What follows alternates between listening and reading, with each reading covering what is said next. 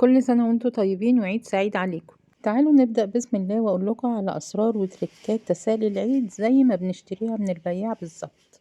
هنبتدي نعمل كل حاجة على حدة. اشهر حاجة الترمس، نقيته وغسلته كويس وحطيته في اناء واسع وغطيته بكمية وفيرة من المية. ابتديت اعمله قبل العيد بحوالي 6 ايام. ده شكل حباية الترمس طبعا قبل النقع. كده انا لسه حطاه في المية. لاحظوا شكل الحباية تاني يوم اهي شربت المية. بصوا شربت تعتبر المية كلها، والحباية شكلها اتغير. بحط مية قبل ما تغلي بشوية كده، بنزل بالترمس فيها على النار وبحط له معلقة من الملح، ودي بتسحب نسبة كبيرة من المرارة.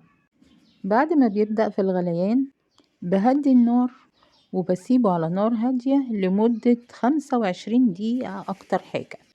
ودي مدة كويسة جدا، لأنه لحد ما بيبرد تاني قبل ما بشطفه بيكمل سواه في المية. بعد ما برد صفيته وحطيته في إناء واسع، وبغير عليه المية مرتين في اليوم، مرة الصبح ومرة آخر اليوم. ده شكل المية بتاعته تاني يوم الصبح. لون المية ده المرارة اللي اتسحبت من الترمس. بغير المية وبغطي عليه تاني.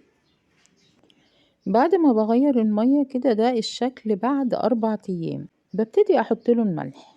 بحط له ملح بحري علشان طبعا ما يتكونش بكتيريا ضارة في المية. بدوب الملح وبعد كده بضيف معلقة من الخل. معلقة الخل دي انا مستخدماها كمعقم. كمان حطيت معلقة من السكر، بتعمل تعادل مع الخل وكمان كمادة حفظ، وبتخلي الترمس طازة لآخر حباية. قلبت الترمس وغطيته وحطيته في التلاجة لحد بعد يومين لما العيد يجي بإذن الله. في اليوم اللي بدأت فيه أسلق الترمس بدأت أحضر براعم الحلبة. نقيتها كويس وغسلتها كويس ونقعتها ساعتين. ده شكل المية بتاعتها. بعد كده شطفتها وبيتها في مية لتاني يوم. ده شكلها لما اتشربت من المية، وده السر اللي بيسرع انبات الحلبة. جبت القوالب دي، ممكن تستخدمه بدل القوالب علب الزبادي او الجيلاتي بس تتخرم من تحت.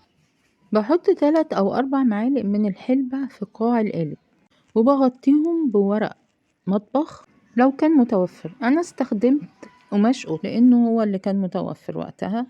دي الحلبة تاني يوم بتعمل برعم صغير كده. بغطيها وببتدي ابلل القماش بس وهو بينزل على الحلبة. ده اليوم الثالث للحلبة. البرعم بتاعها كبر شوية. بعد كده بغطيها وببتدي اعمل عملية تندية للقماشة باستمرار. كل ما الاقيها نشفت ببللها. ده شكل الحلبة بعد اليوم الثالث. هغطي عليها وابتدي ابللها باستمرار كالعادة. الفول المقلي بقى انا عملته بعد ما الحلبة بدأت تنبت في اليوم الاول. غسلته كويس بعد ما نقيته طبعا وحطيته في اناء وغطيته بمية غزيرة. بعد 3 ايام كان طلع برعم صغير كده، يعني بيقولوا عليه زلومة يعني بالشكل ده. حطيته في مية بتغلي لمدة 10 دقايق وبشيل الريم اللي بيتكون وقت الغليان. وبعد ما بيستوي بصفيه واشطفه بمية فترة. حطيته في علبة وبحط له كمية الملح المناسبة وكمون وشطة، وكمان بحط عليه عصير ليمون. وده سر حلاوة الفول المقلي بنشتريه من عند البياع.